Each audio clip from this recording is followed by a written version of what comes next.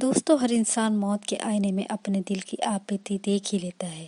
اگر اس نے اپنی زندگی میں حسد، نفاق، ریا اور برائی کے ساتھ استوا رکھا ہو تو موت یہی طائف اس کے سامنے لا کر رکھ دیتی ہے۔ اگر انسان نے محبت، خلوص، خدمت، دیانت کو شمع حیات بنایا ہے تو موت انہیں انوار گلدستہ بنا دیتی ہے اور اس کی نظر کر دیتی ہے۔ دوستو، حضرت عبداللہ بجا دین رضی اللہ تعالیٰ عنہ کا انتقال موت کی زندگی کے انعکاس کا بہترین مثال ہے۔ دوستو، قبول اسلام سے پہلے آپ کا نام عبدالعزیز تھا۔ ابھی شیر خواری کی منزل میں تھے کہ باپ کا انتقال ہو گیا۔ والدہ کی نہایت غریب تھی، اس لیے اس کے چچا نے اس کی پرورش کا بیڑا اٹھایا۔ جب جوانی کی عمر کو پہنچے تو چچا نے اونٹ، بکریاں، غلام، سامان اور گھر بار کی ضرورت بے نیاز کر دی۔ ہجرت نبوی کے بعد توحید کی صدائیں عرب کے گوشے گوشے میں گونجنے لگی تھی، ان کے کان بھی برابر پہنچ رہی تھی۔ چنانچہ لوہے فطرت بے میل اور شفاف تھی، اس لیے انہوں نے دل ہی دل میں قبول اسلام کی تیاری شروع کر دی۔ اسلامی آواز جو عرب کے گوشے میں بلند ہوتی تھی، ان کے لیے ذوق شوق کا تازیانہ بن جاتی تھی۔ قبول اسلام کے لیے ہر روز قدم بڑھاتے، مگر چچا کے خوف سے پھر پیچھے ہٹا لیتے۔ انہیں ہر وقت اسی کا انتظار رہتا کہ چچا اسلام کی طرف مائل ہو تو یہ بھی آستانہ حق پر تسلیم خم ہو۔ اس انتظار میں ہفتے گزر گئے، مہینے بیتے اور سال ختم ہو گئے، یہاں تک کہ مکہ بھی فتح ہو گیا اور دین حق کی رحمت الہی کا عروج آ گیا۔ حضرت محمد صلی اللہ علیہ وآلہ وسلم کے بعد مدینہ منورہ واپس تشریف لائے تو حضرت عبداللہ ذوالبجادین رضی اللہ تعالیٰ عنہ کا پیمانہ صبر کا لبریز ہو گیا۔ آپ کی چچا کی خدمت میں حاضر اور کہا: محترم چچا، میں کئی برس سے آپ کے قبول اسلام کی راہ تک رہا ہوں، مگر آپ کا حال وہی ہے جو پہلے تھا۔ اب میں اپنی عمر کا زیادہ اعتماد نہیں کر سکتا، مجھے اجازت دیجیے کہ میں آستانہ اسلام پر سر رکھ دوں۔ حضرت عبداللہ ذوالبجادین رضی اللہ تعالیٰ عنہ اس کو جس بات کا خطرہ تھا وہی پیش آ گئی۔ ادھر اسلام کا لفظ منہ سے نکلا، ادھر چچا آپے سے باہر ہو گئے اور کہنے لگے: اگر تم اسلام قبول کرو گے تو میں اپنا ہر سامان تم سے واپس لے لوں گا، تمہارے جسم کی چادر اتار لوں گا، تمہاری کمر تہبند تک چھین لوں گا، تم اپنی دنیا سے بالکل تہی دست کر دیے جاؤ گے، ایسے حال میں یہاں سے نکلو گے کہ تمہارے جسم سے کپڑے کا ایک تار بھی باقی نہیں ہوگا۔ دوستو، حضرت عبداللہ ذوالبجادین رضی اللہ تعالیٰ عنہ کی حالت کا اندازہ کیجیے۔ چچا کے الفاظ سے انہیں معلوم ہوا کہ گویا اللہ تعالیٰ نے موجودات عالم میں ایک مینڈھا بنا کر اس کے سامنے رکھ دیا اور پھر حکم دیا: یہ ہے تمہاری زندگی، حضرت ابراہیم خلیل اللہ علیہ السلام کی طرح ذبح کر دو۔ حضرت عبداللہ ذوالبجادین رضی اللہ تعالیٰ ایک لمحے کی تاخیر کے بعد اس ذبح عظیم کے لیے تیار ہو گئے تھے اور فرمایا: محترم، میں مسلمان ضرور ہوں گا، میں حضرت محمد صلی اللہ علیہ وآلہ وسلم سے ضرور اتباع کروں گا، اب میں شرک پرستی کے ساتھ نہیں رہ سکتا۔ آپ کا زر و مال آپ کے لیے مبارک ہو اور میرا اسلام میرے لیے مبارک ہو۔ تھوڑے دنوں تک موت ان چیزوں کو مجھ سے چھین لے گی، پھر کیا برابر ہے اگر میں آج خود ہی انہیں چھوڑ دوں۔ آپ اپنا مال و اسباب سنبھال لیں، میں اس لیے دین و حق کا قربان نہیں کر سکتا۔ حضرت عبداللہ ذوالبجادین رضی اللہ تعالیٰ نے یہ کہا اور چچا تقاضے کے مطابق اپنا لباس اتار دیا، جوتے اتار دیے، چادر اتار دی، یہاں تک کہ تہبند بھی اتار دیا اور پھر ان کے سپرد کر دیا۔ پھر چچا کے بھرے گھر سے اس طرح نکلے کہ اللہ واحد نام کے پاک کے سوا کوئی اور چیز نہ تھی۔ میں ہوں وہ گرم رو راہ وفا جو خورشید سایہ تک بھاگ گیا چھوڑ کے تنہا مجھ کو۔ اس حال میں اپنی ماں کے گھر میں داخل ہوئے ماں نے انہیں برہنہ دیکھ کر آنکھیں بند کر لی اور پریشان ہو کر پوچھا: اے میرے بیٹے، تمہارا کیا حال ہے؟ حضرت عبداللہ ذوالبجادین رضی اللہ تعالیٰ عنہ نے کہا کہ اے ماں، اب میں مومن ہو گیا ہوں، اللہ اللہ، مومن اور موحد ہو گیا ہوں۔ ان کے الفاظ سے ان کا حال کہ کس قدر مطابق تھے، انہوں نے اپنی مادی دولت اور دنیا اپنے ہاتھوں سے بسم کی تھی۔ انہوں نے اسلام کے لیے اپنی زندگی کے تمام رشتوں کو کاٹ کاٹ کر پھینک دیا تھا۔ ان کے پاس اب نہ اونٹ تھے، نہ گھوڑے، نہ بھیڑیں تھیں، نہ بکریاں، نہ سامان تھا، نہ مکان تھا، نہ غذا تھی، نہ پانی تھا، نہ برتن تھا، جسم کے کپڑے کا ایک تار تک موجود نہ تھا۔ کہ اب میں مومن اور موحد ہو گیا ہوں۔ ماں نے پوچھا تو اب کیا ارادہ ہے؟ کہنے لگے اب میں حضرت محمد صلی اللہ علیہ وآلہ وسلم کی خدمت میں جاؤں گا۔ صرف یہ چاہتا ہوں کہ مجھے ستر پوشی کے لیے بقدر کپڑا دے دیا جائے۔ ماں نے ایک کمبل دیا۔ آپ رضی اللہ تعالیٰ عنہ نے وہی اس کمبل کے 2 ٹکڑے کیے، ایک ٹکڑا تہبند کے طور پر باندھا اور دوسرا چادر کے طور پر اوڑھا۔ یہ مومن اور موحد اس حال میں مدینہ منورہ کی طرف روانہ ہو گیا۔ رات کی تاریکی میں اپنی قوت ختم کر چکی تھی۔ کائنات سورج کا استقبال کرنے کے لیے بیدار ہو رہی تھی۔ پرندے اللہ کی حمد میں مصروف تھے، روشنی بھیگی ہوئی تھی۔ مسجد نبوی میں پہنچے تو حضرت عبدالبجادین رضی اللہ تعالیٰ عنہ نے تاروں کی چھاؤں میں مسجد نبوی میں داخل ہوئے۔ ایک دیوار کے ساتھ ٹیک لگا کر آفتاب ہدایت کے طلوع کا انتظار کرنے لگے۔ تھوڑی دیر بعد صحن میں مسجد کی ساتھ نے خوش آمدید کا ترانہ چھیڑا۔ معلوم ہوا کہ حضرت محمد صلی اللہ علیہ وآلہ وسلم تشریف لائے ہیں۔ حضرت محمد صلی اللہ علیہ وآلہ وسلم مسجد میں قدم مبارک رکھا تو حضرت عبداللہ ذوالبجادین رضی اللہ تعالیٰ سامنے تھے۔ رسول اللہ صلی اللہ علیہ وآلہ وسلم نے پوچھا آپ کون ہو؟ حضرت عبداللہ ذوالبجادین ایک فقیر، ایک مسافر، عاشق جمال اور طالب دیدار۔ میرا نام عبدالاعلیٰ ہے۔ رسول اللہ صلی اللہ علیہ وسلم نے حالات سننے کے بعد یہی ہمارے قریب ٹھہرو اور مسجد میں رہا کرو۔ رسول اللہ صلی اللہ علیہ وآلہ وسلم نے عبدالاعلیٰ کی بجائے عبداللہ نام رکھا اور اصحاب صفا میں شامل کر دیا۔ یہاں اللہ کا یہ موحد بندہ اپنے دوسرے ساتھیوں کے ساتھ قرآن پاک سیکھتا تھا اور آیت ربانی کو دن بھر بڑے ولولے اور جوش کے ساتھ پڑھتا تھا۔ حضرت عمر فاروق رضی اللہ تعالیٰ عنہ اے دوست اس قدر اونچی آواز میں نہ پڑھا کرو کہ دوسروں کی نماز میں خلل ہوتا ہے۔ رسول اللہ صلی اللہ علیہ وسلم اے فاروق انہیں چھوڑ دو، یہ تو اللہ اور رسول کے لیے سب کچھ چھوڑ چکا ہے۔ رجب 9 کو اطلاع ملی کہ عرب کے تمام عیسائی قبائل فیصل روم کے جھنڈے تلے جمع ہو چکے ہیں اور رومی فوجوں کے ساتھ مل کر مسلمانوں پر حملہ کر رہے ہیں۔ آپ صلی اللہ علیہ وآلہ وسلم نے اعلان جہاد فرمایا۔ حضرت عبداللہ ذوالبجادین رضی اللہ تعالیٰ عنہ کا ولولہ جہاد سے لبریز تھا اور شوق شہادت سے سرشار تھا۔ اسی دھن میں رسول اللہ صلی اللہ علیہ وآلہ وسلم کی خدمت اقداس میں آئے اور کہنے لگے یا رسول اللہ آپ دعا فرمائیے کہ میں اللہ کی راہ میں شہید ہو جاؤں۔ رسول اللہ صلی اللہ علیہ وآلہ وسلم نے فرمایا تم کسی درخت کا چھلکا توڑ کر لاؤ۔ حضرت عبداللہ ذوالبجادین رضی اللہ تعالیٰ عنہ درخت کا چھلکا لے کر خوشی خوشی حاضر ہوئے اور رسول اللہ صلی اللہ علیہ وسلم کے سامنے چھلکا رکھ دیا اور اسے حضرت ذوالبجادین رضی اللہ تعالیٰ عنہ کے بازو پر باندھ دیا اور زبان مبارک سے فرمایا خداوند میں کفار میں عبداللہ کا خون حرام کرتا ہوں۔ حضرت عبداللہ ذوالبجادین رضی اللہ تعالیٰ عنہ نے ارشاد نبوی میں کچھ حیران سا رہ گئے اور کہنے لگے یا رسول اللہ میں تو شہادت کا آرزومند تھا۔ فرمایا جب تم اللہ کی راہ میں نکل پڑے پھر اگر بخار میں بھی مر جاؤ گے تو تم شہید کہلاؤ گے۔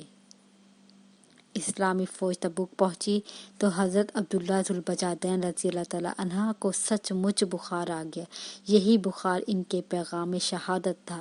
رسول اللہ صلی اللہ علیہ وسلم کو ان کے انتقال کی خبر پہنچی تو آپ صحابہ کرام رضوان اور اجمعین کے ساتھ تشریف لے گئے۔ ابن حارث فنی سے روایت ہے کہ رات کا وقت تھا۔ حضرت بلال رضی اللہ تعالیٰ عنہ کے ہاتھ میں چراغ تھا۔ حضرت ابوبکر رضی اللہ تعالیٰ عنہ، حضرت عمر فاروق رضی اللہ تعالیٰ عنہ اپنے ہاتھوں سے میت کو لحد میں اتار رہے تھے اور خود رسول اللہ صلی اللہ علیہ وسلم کی قبر کے اندر کھڑے تھے۔ سبحان اللہ۔ اور حضرت عمر فرما رہے تھے اے بھائی کو ادب سے لحد میں اتار دو۔ جب میت لحد میں رکھ دی گئی تو رسول اللہ صلی اللہ علیہ وآلہ وسلم نے فرمایا اینٹیں میں خود رکھوں گا۔ چنانچہ رسول اللہ صلی اللہ علیہ وآلہ وسلم نے اپنے دوست مبارک کی قبر کی اینٹیں لگائیں اور جب تدفین مکمل ہو چکی تو دعا کے لیے ہاتھ اٹھائے۔ الہی میں آج شام تک مرنے والے سے خوش رہا ہوں، تو بھی اس سے راضی ہو جا۔ حضرت عبداللہ بن مسعود رضی اللہ تعالیٰ عنہ جب یہ نظارہ دیکھا تو فرمایا، اے کاش قبر میں آج میں دفن کیا جاتا۔ انسانیت موت کے دروازے پر۔ سبحان اللہ، حضرت ذوالبجادین نے جس طرح موت پائی ہے، اللہ پاک سب کو نصیب کرے۔ دوستو، حضرت امیر حمزہ کا اسلام لانا بھی ایک خوشگوار دین کا پہلو ہے۔ نبوت کے چھٹے برس کا ذکر۔ ایک روز ہمارے نبی صلی اللہ علیہ وسلم کوہ صفا پر بیٹھے ہوئے تھے۔ ابو جہل وہاں پہنچ کر گئے۔ اس نے نبی کریم صلی اللہ علیہ وسلم کو پہلے گالیاں دیں، استغفر اللہ، اور جب نبی پاک صلی اللہ علیہ وسلم کی گالیاں سن کر چپ رہے تو اس نے ایک پتھر حضور صلی اللہ علیہ وسلم کے سر پر دے مارا، جس سے خون بہنے لگا۔ نبی پاک صلی اللہ علیہ وسلم نے چچا حمزہ کو خبر ہوئی، ابھی مسلمان نہ ہوئے تھے۔ قرابت کے جوش میں ابو جہل کے پاس پہنچے اور اس کے سر پر اس زور سے کمان ماری کہ وہ زخمی ہو گیا۔ حمزہ پھر نبی پاک صلی اللہ علیہ وسلم کے پاس گئے اور کہا کہ بھتیجے، تم یہ سن کر خوش ہو گئے کہ میں نے ابو جہل سے تمہارا بدلہ لے لیا ہے۔ نبی پاک صلی اللہ علیہ وسلم نے فرمایا، چچا جان، میں ایسی باتوں سے خوش نہیں ہوا کرتا، ہاں اگر آپ مسلمان ہو جائیں گے تو مجھے بڑی خوشی ہوگی۔ حضرت حمزہ رضی اللہ تعالیٰ عنہ نے اسی وقت مسلمان ہو گئے اور اللہ ان سے راضی ہو گئے۔ شہادت غزوہ احد میں آپ نے بڑے بڑے دشمنوں کو خاک و خون میں سلا دیا۔ وحشی غلام نے ایک پتھر کے پیچھے سے چھپ کر آپ پر بزدلانہ حملہ کیا تو آپ کے زخم ناف کے قریب لگا، جس سے آپ شہید ہو گئے۔ دشمنوں نے آپ کا جگر نکالا، کان کاٹے، چہرہ بگاڑا، پیٹ چاک کر ڈالا۔ نبی پاک صلی اللہ علیہ وسلم نے یہ حال دیکھا تو سخت غمگین ہوئے۔ دوستو، حضرت عبداللہ بن سلام رضی اللہ تعالیٰ عنہ کے اسلام لانے کا کچھ مختصر واقعہ۔ حضرت عبداللہ بن سلام رضی اللہ تعالیٰ عنہ یہود کے جلیل القدر عالم اور حضرت یوسف علیہ السلام کی اولاد سے تھے۔ وہ یہود بنی کنیکا سے تعلق رکھتے تھے۔ ایک دن انہوں نے رسول اللہ صلی اللہ علیہ وسلم کے کچھ کلمات سنے۔ اپنے بیگانے سب کو سلام کیا کرو، بھوکوں محتاجوں کو کھانا کھلایا کرو، خونی رشتے کو جوڑو، قطع رحمی نہ کرو، اور رات نماز پڑھو جب سب لوگ سو رہے ہوں۔ یہ ہدایت آموز کلمات سن کر حضرت عبداللہ بن سلام کا دل نور ایمان سے جگمگا اٹھا۔ انہیں یقین ہو گیا یہ وہی نبی آخر الزمان صلی اللہ علیہ وسلم ہے جن کی پیش گوئی قدیمہ میں درج ہے۔ دوسرے دن رسول اللہ صلی اللہ علیہ وسلم کی خدمت میں حاضر ہو گئے اور آپ سے چند پیچیدہ مسائل دریافت کیے۔ حضور صلی اللہ علیہ وسلم نے ان کا اطمینان بخش جواب دیا تو عرض کیا، یا رسول اللہ، میں شہادت دیتا ہوں کہ آپ اللہ کے سچے نبی ہیں۔ حضور صلی اللہ علیہ وسلم نے ان کے قبول اسلام پر مسرت کا اظہار فرمایا اور نبی پاک صلی اللہ علیہ وسلم نے ان کا نام عبداللہ رکھا۔ حضرت عبداللہ نے عرض کی، یا رسول اللہ، میری قوم بدنیت ہے، انہوں نے یہ سن لیا تو ہلکا بگوش اسلام ہو گیا ہوں تو مجھ پر طرح طرح کے بہتان باندھے گی، اس لیے میرے اسلام کی خبر کے اظہار سے پہلے ان سے دریافت کر لے کہ ان کے بارے میں کیا رائے ہے۔ حضور صلی اللہ علیہ وآلہ وسلم نے یہود کے اکابر کو بھیجا۔ جب وہ آئے تو حضور صلی اللہ علیہ وسلم نے فرمایا، تم تو ریت میں نبی کے آخر الزمان کی نشانیاں پڑھتے اور جانتے ہو، اور میں خدا کا رسول ہوں، میں تمہارے سامنے دین حق کی پیش کرتا ہوں، اسے قبول کر کے فلاح دین میں حاصل ہو جاؤ۔ یہودیوں نے جواب دیا، میں نہیں جانتے کہ آپ اللہ کے رسول ہیں۔ سرور عالم نے فرمایا، حسین بن سلام تمہاری قوم میں کیسے ہے؟ سب یہودیوں نے بیک آواز میں جواب دیا، وہ ہمارے سردار اور سردار کے بیٹے ہیں، ہمارے عالم کے بیٹے ہیں، وہ ہم میں سب سے اچھے اور سب سے اچھے فرزند ہیں۔ حضور صلی اللہ علیہ وآلہ وسلم نے فرمایا، اگر وہ اسلام قبول کر لیں تو کیا تم مسلمان ہو جاؤ گے؟ یہودی آگ بگولا ہو گئے، ایسا ہونا ناممکن ہے۔ اب حضور صلی اللہ علیہ وسلم نے حضرت عبداللہ بن سلام کو سامنے آنے کا حکم دیا۔ وہ کلمہ شہادت پڑھتے ہوئے باہر نکلے اور یہودیوں سے مخاطب ہو کر فرمایا، اے ایان قوم، اللہ واحد سے ڈرو اور محمد پر ایمان لاؤ، بلا شبہ وہ اللہ کے سچے رسول ہے۔ حضرت عبداللہ کا قبول اسلام پر یہود کے لیے غصہ ہو گئے، وہ دیوانے ہو گئے اور چیخ چیخ کر کہنے لگے، یہ شخص ہم سب سے برا ہے اور سب سے برے کا بیٹا ہے، ذلیل بن ذلیل، جاہل بن جاہل ہے۔ حضرت عبداللہ نے رسول اللہ صلی اللہ علیہ وسلم کی خدمت میں عرض کی کہ یا رسول اللہ صلی اللہ علیہ وسلم، آپ نے یہود کی اخلاقی پستی دیکھ کر مجھے ان سے افطرا پرستاری کا اندیشہ تھا، میں یہی جانتا تھا کہ یہ لوگ ایسے ہی کریں گے۔ دوستو، اب ہم حضرت طفیل رضی اللہ تعالی عنہ بن عمر دوسی کے اسلام لانے کا واقعہ جانتے ہیں۔ حضرت طفیل بن عمر دوسی مکہ میں آئے۔ یہ قبیلہ دوس کے سردار تھے اور نواحِ یم کے اس کے خاندان کے ریاسانہ حکومت تھی۔ طفیل بذات خود شاعر اور دانش مند تھے۔ اہل مکہ نے آبادی میں جا کر ان کا استقبال اعلیٰ پیمانے پر خدمت و تواضع کے طفیل اپنا بیان ہے کہ مجھے اہل مکہ نے یہ بھی بتایا کہ وہ شخص ہے جو ہم میں سے نکلا ہے، اس سے ذرا بچنا، اسے جادو آتا ہے، جادو سے باپ بیٹے شوہر بھائی بھائی کی جدائی ڈال دیتا ہے، ہماری جمعیت کو پریشان اور ہمارے نام کو ابتر کر دیتے ہیں۔ ہم نہیں چاہتے کہ تمہاری قوم پر بھی ایسی ہی کوئی مصیبت پڑے، اس لیے ہماری زور و نصیحت ہے کہ نہ اس کے پاس جانا اور نہ اس کی بات سننا اور نہ خود کو بات چیت کرنا۔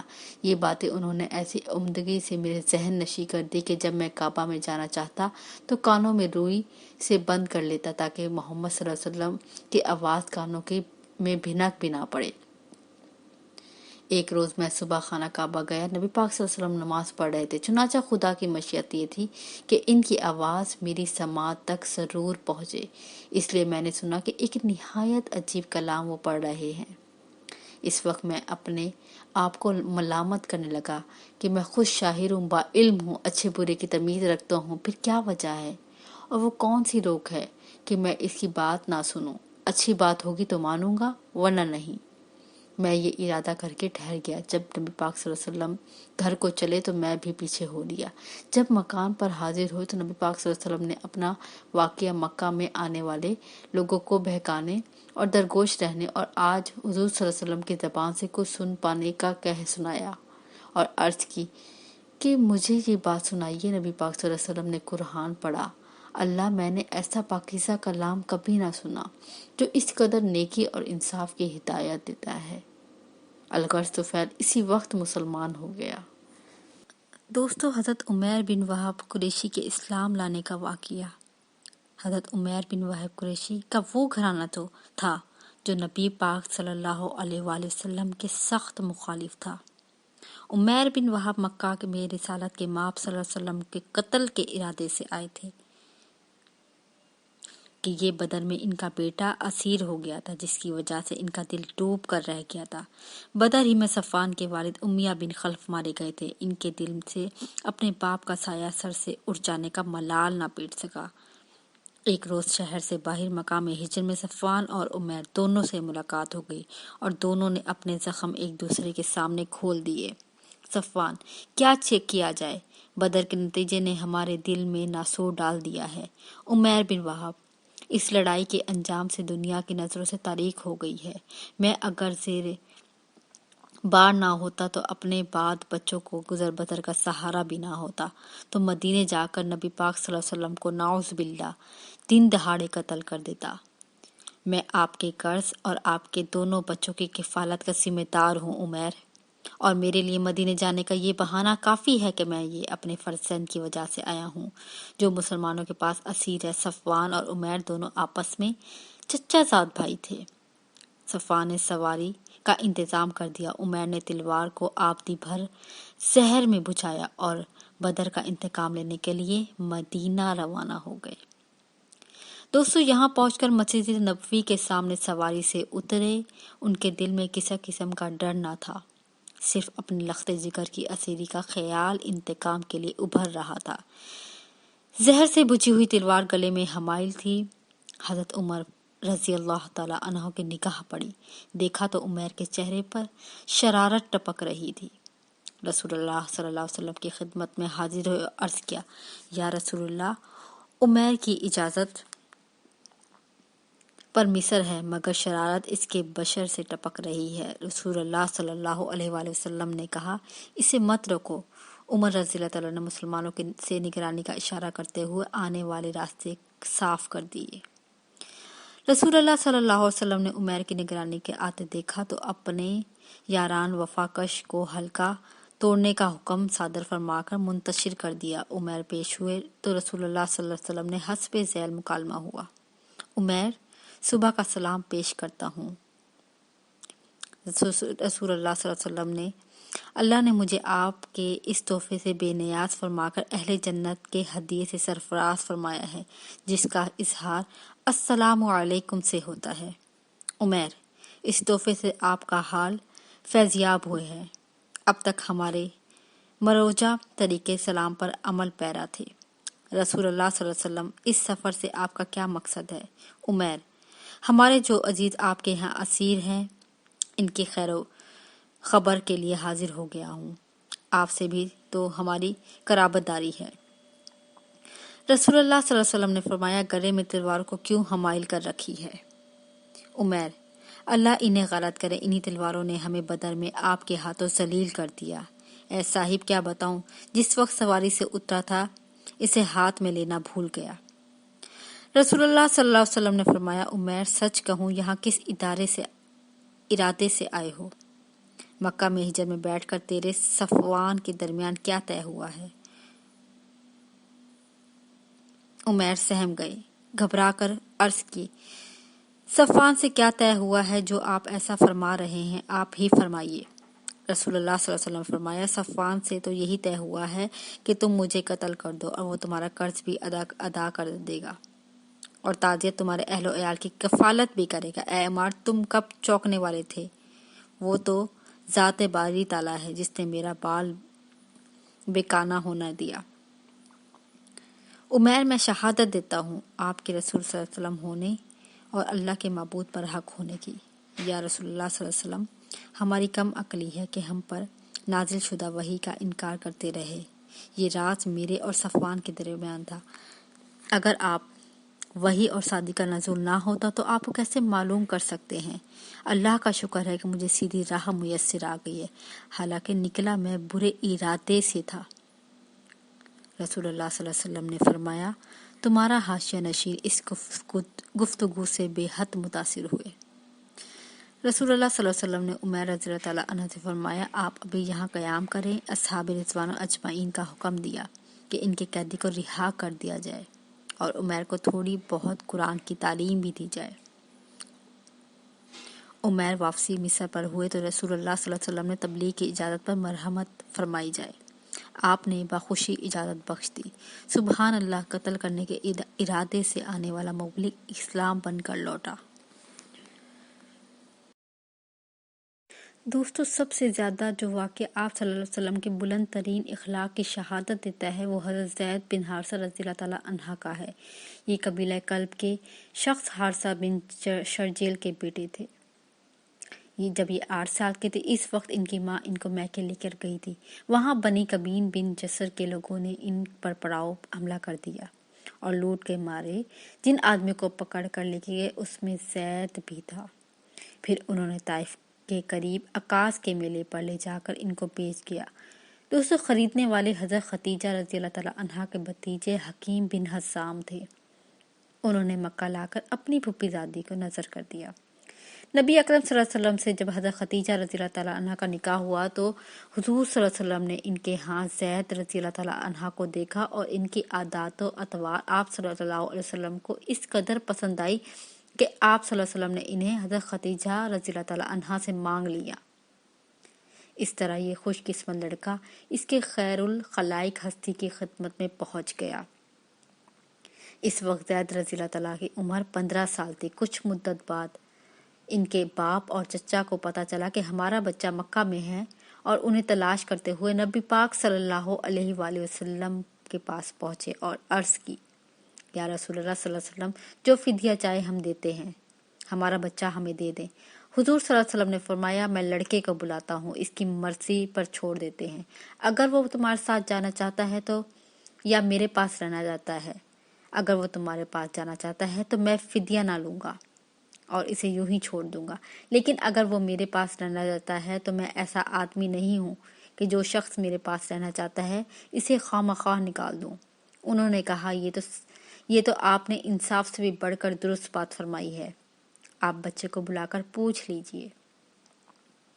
حضور صلی اللہ علیہ وسلم نے زید رضی اللہ تعالیٰ عنہ کو بلایا اور ان سے کہا، ان دونوں کو جانتے ہو؟ انہوں نے عرض کی، جی ہاں، یہ میرے والد ہیں اور میری چچا ہے۔ آپ صلی اللہ علیہ وسلم نے فرمایا، اچھا، تم ان کو جانتے ہو اور مجھے بھی، اب تمہیں پوری آزادی ہے، چاہو تو ان کے ساتھ چلے جاؤ، اگر چاہو تو میرے ساتھ رہو۔ انہوں نے جواب دیا، میں آپ صلی اللہ علیہ وسلم کو چھوڑ کر کسی کے پاس نہیں جا سکتا۔ ان کے باپ اور چچا نے کہا، زید، کیا تو آزادی پر غلامی کو ترجیح دیتا ہے؟ اپنے ماں باپ اور خاندان کو چھوڑ کر غیروں کے پاس رہنا چاہتا ہے؟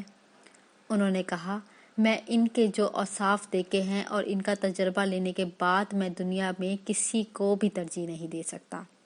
زید رضی اللہ تعالیٰ عنہ کا جواب سن کر ان کے باپ اور چچا بخوشی راضی ہو گئے۔ حضور صلی اللہ علیہ وسلم نے اسی وقت زید رضی اللہ تعالیٰ عنہ کو آزاد کر دیا اور حرم میں جا کر قریش میں مجمع عام میں فرمایا، آپ سب لوگ گواہ رہیں، آج سے زید رضی اللہ تعالیٰ عنہ میرا بیٹا ہے، یہ مجھ سے وراثت پائے گا اور میں اس سے۔ اسی بنا پر لوگ ان کو زید بن محمد صلی اللہ علیہ وسلم کہنے لگے۔ سبحان اللہ۔ حضرت سعد بن مالک رضی اللہ تعالیٰ عنہ فرماتے ہیں کہ میں اپنی ماں کی بہت خدمت کیا کرتا تھا اور ان کی پوری اطاعت گزار تھا۔ جب مجھے اللہ نے اسلام کی طرف ہدایت دی تو میری والدہ مجھ پر بگڑی اور کہنے لگی، بچے، نیا دین تو کہاں سے نکال کر لائے ہے؟ سنو، میں تمہیں حکم دیتی ہوں کہ اس دین کی دستبردار ہو جاؤ، ورنہ میں نہ کھانا کھاؤں گی نہ پیوں گی، یوں ہی بھوکی مر جاؤں گی۔ میں نے اسلام کو نہ چھوڑا، میری ماں نے کھانا پینا ترک کر دیا۔